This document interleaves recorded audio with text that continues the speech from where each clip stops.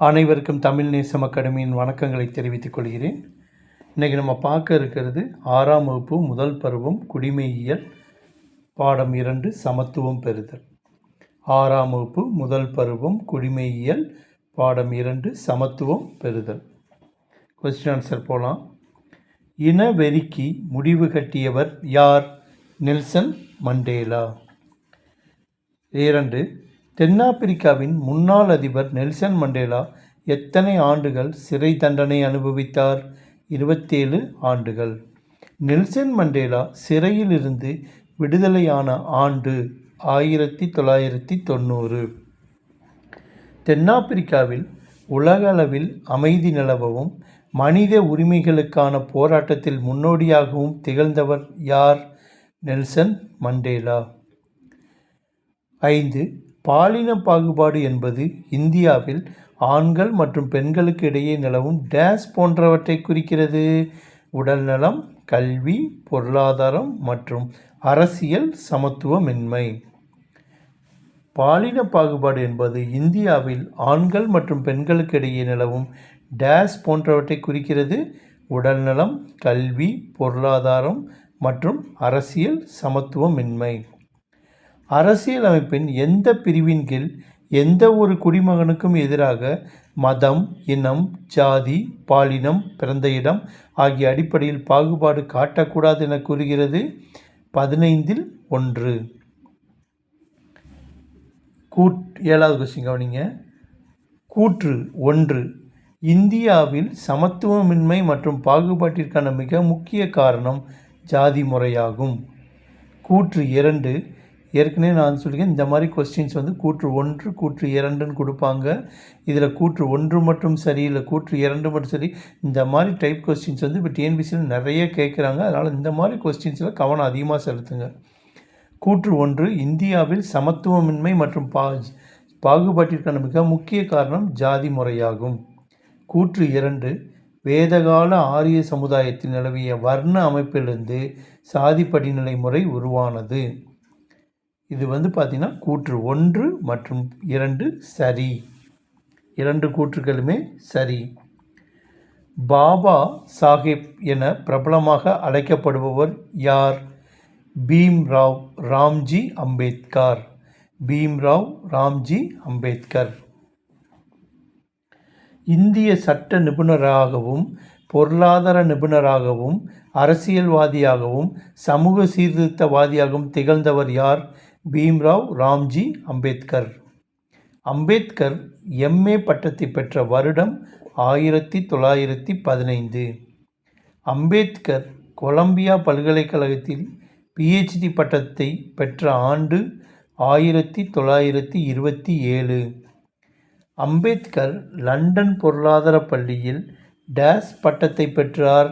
DSC. இந்திய அரசியலமைப்பு நிர்ணய சபையின் வரைவு குழு தலைவராக இருந்தவர் யார்? அம்பேத்கர். இந்திய அரசியலமைப்பின் தந்தை என கருதப்படுபவர் யார்? அம்பேத்கர். சுதந்திர இந்தியாவின் முதல் சட்ட அமைச்சராக பணியாற்றியவர் யார்? அம்பேத்கர். அம்பேத்கரின் மறைவுக்கு பின் பாரத ரத்னா விருது எந்த ஆண்டு வழங்கப்பட்டது? 1990. திரும்ப ஒரு தடவை சொல்கிறேன் இந்த கொஸ்டினை. அம்பேத்கரின் மறைவுக்கு பின் பாரத் ரத்னா விருது எந்த ஆண்டு வழங்கப்பட்டது? 1990. பொறுத்துக, கவனிங்க. எழுத்தறிவு விகிதம் அதிகம் 2011. சரியா? 2011 உள்ள எழுத்தறிவு விகிதம் அதிகம். இந்த சைடு கொடுத்துருக்காங்க கொஸ்டினில். கன்னியாகுமரி 85.65%, சென்னை 86.52%, தூத்துக்குடி 90.33%, நீலகிரி 92.14%. சரிங்களா? பொறுத்துக்க. இந்த சைடு கரெக்டாக பார்த்துக்கோங்க. அதாவது கரெக்டாக நம்ம பொறுத்தணும். எத்தனை இந்த பெர்சன்டேஜ், ஏதாவது ஊர் பேர் கொடுத்துருக்காங்க, இந்த சைடு பெர்சன்டேஜ் கொடுத்துருக்காங்க.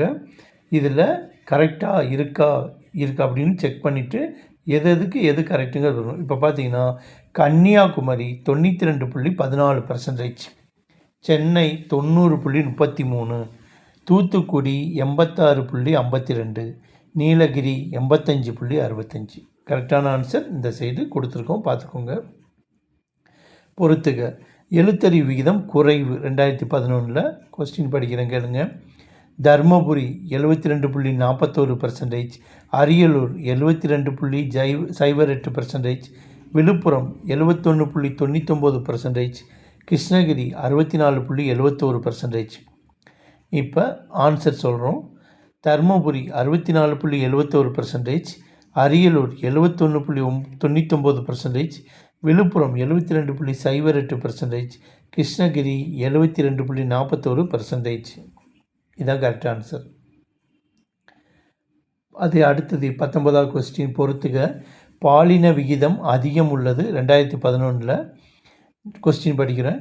நீலகிரி 1024, தஞ்சாவூர் 1025, நாகப்பட்டினம் 1031, தூத்துக்குடி திருநெல்வேலி 1041. இது எப்போ கரெக்டாக இருக்கான்னு பார்க்கணும். கரெக்டாக இல்லைன்னா நம்ம தான் என்ன செய்யணும், பொருத்தணும். சரியா? இந்த சைடு ஆன்சர் சொல்கிறேன், கவனிச்சுக்கோங்க. நீலகிரி 1041, தஞ்சாவூர் 1031, நாகப்பட்டினம் 1025, தூத்துக்குடி திருநெல்வேலி 1024. இதுதான் கரெக்ட் ஆன்சர்.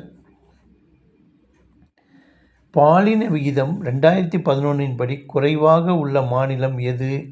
ராமநாதபுரம் 946. சட்டத்திற்கு முன் அனைவரும் சமம் என கூறும் சரத்து 14. இந்தியாவில் தீண்டாமை எந்த பிரிவின்படி ஒழிக்கப்பட்டது? சரத்து 17 படி ஒழிக்கப்பட்டது. தீண்டாமை ஒழிப்பு பற்றிய சரத்து எது? சரத்து 17. ஏற்கனவே இந்த கொஸ்டின், இந்தியாவில் தீண்டாமை எந்த பிரிவின்படி ஒழிக்கப்பட்டது? சரத்து 17. தீண்டாமை ஒழிப்பு பற்றிய சரத்து எது? சரத்து 17. அப்துல் கலாம் பற்றி சரியானதை தேர்ந்தெடு. இப்போ அப்துல் கலாம் பற்றி இன்ஃபர்மேஷன் கொடுத்துருக்காங்க, இதில் எதெல்லாம் கரெக்டுன்னு பார்க்கணும்.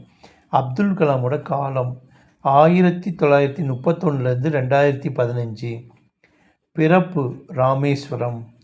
ஏபிஜே அபுல் பகீர் ஜெய்னுலாப்தீன் அப்துல் கலாம் இந்தியாவின் 11வது குடியரசுத் தலைவர் 2002 2007. பள்ளிப்படிப்பு ராமநாதபுரம், பட்டப்படிப்பு திருச்சி சென்ட் ஜோசப் கல்லூரி, விண்வெளி பொறியியல் படிப்பு சென்னை தொழில்நுட்ப கல்லூரி. இப்போ இதெல்லாம் கரெக்டா? கரெக்ட், அனைத்தும் சரியானவை. மக்களின் குடியரசுத் தலைவர் என அன்புடன் நினைவு கூறப்படுபவர் யார்? அப்துல் கலாம். அப்துல் கலாம் பாரத் ரத்னா விருது பெற்ற ஆண்டு எது? 1997. அப்துல் கலாம் அவர்களின் முக்கியமான நூல்கள் எவை? இந்தியா அக்கினிச்சிறகுகள், இந்தியா 2020, அக்கினிச்சிறகுகள், எழுச்சி தீபங்கள், திலுமினா ஸ்பார்க், மிஷன் இந்தியா. இந்தியாவின் ஏவுகணை மனிதர் என்று அழைக்கப்படுபவர் யார்? அப்துல் கலாம். விஸ்வநாதன் ஆனந்த் சதுரங்க போட்டியில் உலக சாம்பியன் பட்டம் வென்ற ஆண்டுகள் 2000, 2007, 2008, 2010, 2012. விஸ்வநாதன் ஆனந்த் பற்றி சரியானதை தேர்ந்தெடு. கரெக்டான எல்லா இன்ஃபர்மேஷனும் கரெக்டானு பார்க்கணும். தனது 14வது வயதில் உலக இளையவர் சதுரங்க போட்டியில் சாம்பியன் பட்டம் வென்றார். 1988 ஆண்டு இந்தியாவின் முதல் கிராண்ட் மாஸ்டர் ஆனார். ராஜீவ்காந்தி கேல் ரத்னா விருதை 1991-92 பெற்ற முதல் வீரராவார். 2007 ஆண்டில் பத்ம விபூஷன் விருது பெற்றார். எல்லாம் கரெக்டாக அப்படின்னு பார்த்தா எல்லாமே கரெக்டு, அனைத்தும் சரி. செல்வி சே இளவழகி பற்றி சரியானதை தேர்ந்தெடு. 2008 ஆண்டில் பிரான்சின் கேனஸ் நகரின் பாலைஸ் தேஸ் விழா போட்டியில் தனது முதல் கேரம் சாம்பியன் பட்டத்தை வென்றார். 2வது பாயிண்ட், அதே ஆண்டில் தேசிய கேரம் சாம்பியன் போட்டியில் முந்தைய உலக சாம்பியனான ரேஷ்மி குமாரியை தோற்கடித்து வெற்றி பெற்றார். ரெண்டுமே சரியா அப்படின்னா ரெண்டுமே சரி, அனைத்தும் சரியானவை.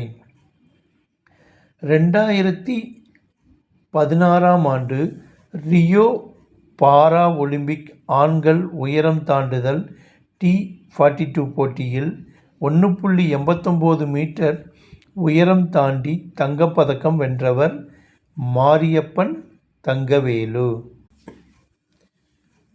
இதுவரைக்கும் நம்ம 6ஆம் வகுப்பு முதல் பருவம் குடிமியல் பாடம் 2 சமத்துவம் பெறுதல் இதை பார்த்துட்டோம். சரிங்களா? இந்த வீடியோவை லைக் பண்ணுங்கள், ஷேர் பண்ணுங்கள், சப்ஸ்கிரைப் பண்ணுங்கள்.